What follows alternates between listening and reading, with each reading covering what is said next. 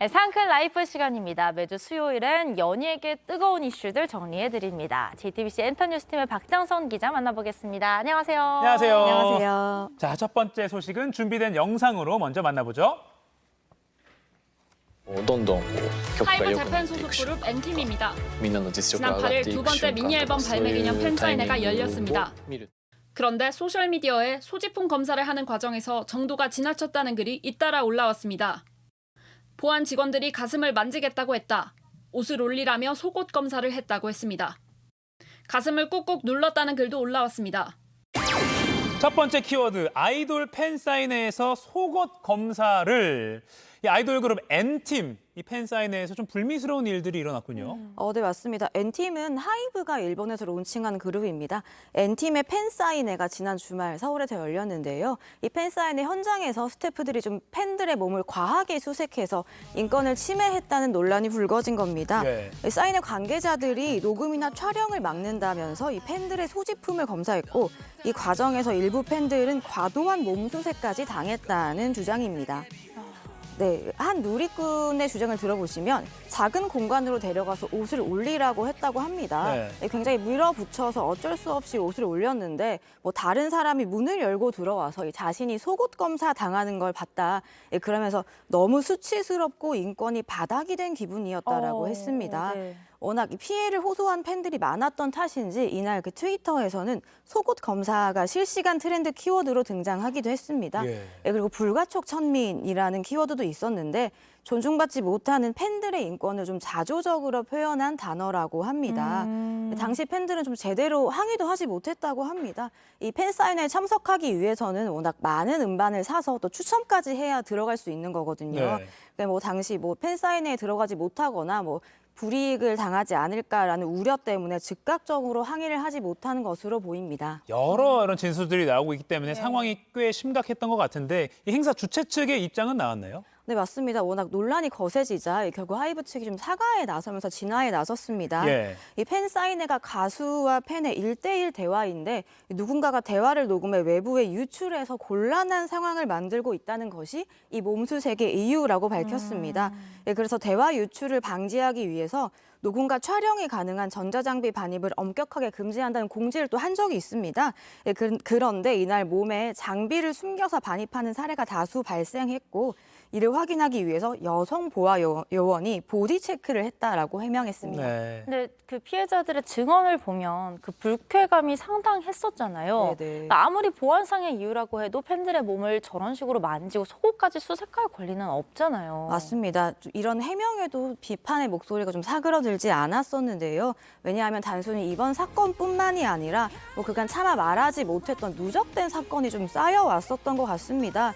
최근에 뭐 주머니 안을 검사한다거나 이 팬들이 멤버들에게 건넬 말을 미리 이 종이에 적어서 대본을 써가면 그 대본을 빼앗은 적도 있었다고 합니다. 좀 다소 이해가 안 되는 부분이긴 하죠. 네, 그래서 하이브 측은 뭐 아무리 보안상의 이유라고 해도 뭐 그게 팬분들을 불편하게 할 근거가 될 수 없다는 점을 잘 알고 있다.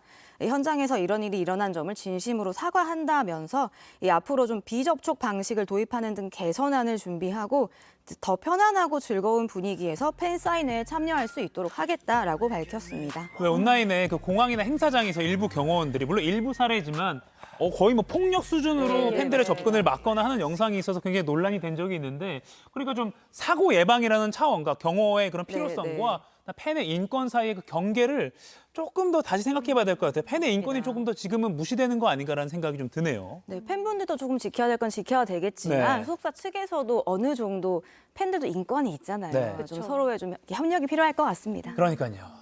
다음 주제로 넘어가 보도록 하겠습니다. 키워드로 바로 보겠습니다. 키워드 보여주세요.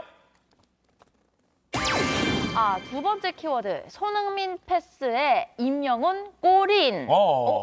두 사람이 같이 축구를 했나요? 네, 저는 눈을 의심했습니다. 어느 날 갑자기 이 SNS와 온라인 커뮤니티에 손흥민 선수와 가수 임영웅 씨가 함께 축구를 하는 영상이 올라온 겁니다. 실제로 했군요. 믿을 수 없는 투샷이죠. 네, 알고 봤더니 두 사람이 함께 아마추어 축구 경기에 참여했다고 합니다. 그래서 목격담과 함께 이 짧은 영상들이 퍼져서 화제가 됐었는데요. 임영웅 씨가 손흥민 선수의 패스를 받아서 이 슈팅을 하고 득점까지 성공한 다음에 손흥민 선수의 찰칵 세리모니까지 좀 따라하기도 했고요. 두 사람이 하이파이브를 하는 모습도 보였습니다. 왜 모였냐 했더니 축구 선수 출신 이호 씨가 운영하는 유튜브 채널의 영상 촬영을 위해 만난 거라고 합니다. 현재 잉글랜드 프리미어리그에서 활약 중인 손흥민 선수는 시즌 시작 전에 국내에서 여러 일정을 소화하면서 좀 휴식을 취하고 있는데요. 그래서 두 사람의 만남이 이뤄지게 된 거라고 합니다. 임영웅 씨가 뭐 잘 아시겠지만 이 축구를 좋아하기로 맞아요. 유명한 축구 팬입니다. 지난 4월에 K리그 경기 시축에 나서서 큰 화제를 모으기도 했었는데요. 그리하여서 두 사람의 어떤 역사적인 만남이 이뤄지게 된 겁니다. 네. 이 각 분야에서 정말 정상을 차지하고 있는 이 두 스타의 만남이라서 더 뜻깊은 영상인 것 같은데 이 손흥민 선수와 또 투샷을 또 깜짝 놀랄만한 투샷을 또 공개한 사람이 있죠? 맞습니다. 네. 공유 씨입니다. 아. 저는 정말 눈이 즐거워지는 저 투샷인데요. 와. 보기만 해도 훈훈한 사진이죠. 뒤에 보시면 생일 축하 플래카드가 걸려 있습니다. 그리고 되게 귀여운 그림에 두 사람의 유쾌한 사진까지 합성을 해서 걸어놨죠. 네.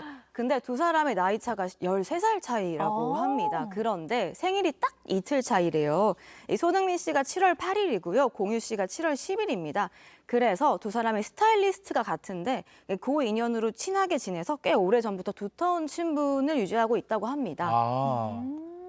네, 그리고 공유 씨는 그 지난해 7월에 손흥민 선수의 집으로 보이는 곳에서 리그 득점왕에게 수여되는 골든 부츠 트로피를 들고 찍은 사진이 또 큰 화제를 모으기도 했습니다. 네, 직접 런던을 찾아서 손흥민 선수의 경기를 관람한 적도 있다고 하네요. 와. 오, 진짜 가까운 사이인 것 같아요. 조금 지나긴 했지만 공유 씨, 손흥민 씨 생일 축하드립니다. 네, 얼마 전이었네요. 네. 네, 아니, 맞습니다. 손흥민 씨가 연예계 인맥이 정말 대단한 걸로 알고 있거든요. 연예계 인맥도 월클급이죠. 예. 네. 특히나 배우 박서준 씨와 절친한 사이로 잘 알려져 있는데요. 박서준 씨가 이 마블 영화 촬영차 영국에 머물고 있었는데 당시에도 손흥민 선수의 경기를 좀 자주 직관했다고 합니다. 또 그리고 동갑내기인 가수 크러쉬 씨와도 절친한 사이라고 하는데요. 이 손흥민 선수가 지난 2017년에 이 영국 런던에서 열린 크러쉬 씨의 콘서트를 찾으면서 인연이 시작됐다고 하고요. 이 손흥민 선수가 한국에 오면 코드쿤스트 씨와 셋이서 축구 게임을 한다고 합니다. 와. 실제 축구가 아니라 축구 게임을 한다고 합니다. 축구 게임이요? 네. 그렇게 또 스트레스를 풀어야죠. 네. 손흥민 씨 저희도 한번 만나보고 싶은데. 네, 알겠습니다. 마지막 주제도 키워드로 바로 만나보죠. 화사 파격 퍼포먼스 논란 공연 음란죄로 고발당해. 무슨 일입니까 이게? 조금 놀라운 일인데요. 네. 지난 5월 그러니까 화사 씨가 그룹 마마무의 무대를 성균관대 축제에서 선보인 바가 있습니다. 네네. 이 당시에 솔로곡인 주지마라는 곡을 부르면서 파격적인 퍼포먼스를 선보인 적이 있었는데요. 이 당시에도 좀 지나치게 선정적이다라는 좀 일각에서 논란이 될 만한 동작이 포함이 됐었습니다. 네. 그 영상이 SNS를 통해 퍼져나가면서 굉장히 떠들썩했었습니다. 예. 그런데 최근에 한 학부모 단체가 화사 씨를 공연 음란죄 혐의로 고발을 했다고 합니다. 아, 이 공연 음란죄가 말 그대로 이 공공연하게 음란한 행위를 하는 죄.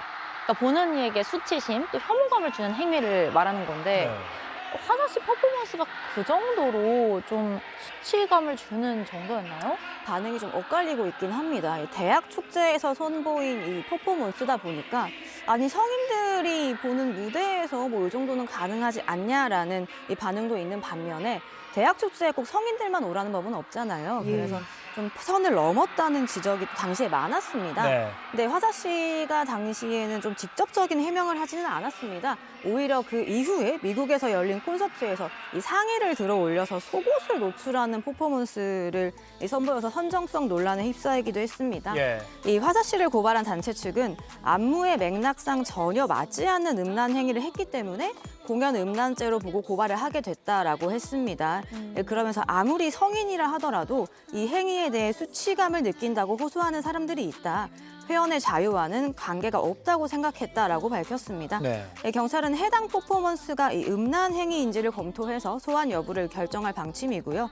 화사 씨의 소속사 측은 이 경찰의 사건 검토가 진행 중인 걸로 안다라며 좀 조심스러운 입장을 밝혔습니다. 요건 좀 경찰의 판단을 좀 기다려야겠네요. 근데 화사 씨가 사실 K-팝 걸그룹에 대한 어떤 편견 그러니까 틀을 좀 깬 장본인으로 또 유명하잖아요. 맞습니다. 화사 씨는 등장부터 좀 이 걸그룹계 신인류라고 불리기도 했었죠. 네. 마른 몸이 미덕이 돼버린 K-팝 걸그룹 시장에서 탄탄한 건강미로 승부를 하고 있습니다. 그래서 이 무대 위의 퍼포먼스도 항상 당당하고 여유가 넘치는데요.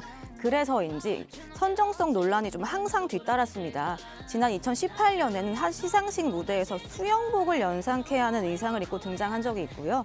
2019년에는 상의 속옷을 입지 않고 공항에 나타나서 시선을 집중시킨 바 있습니다.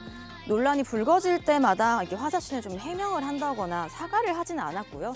오히려 당당한 태도를 보였었는데 그래서 또 화사 씨를 응원하는 목소리가 좀 크기도 했습니다.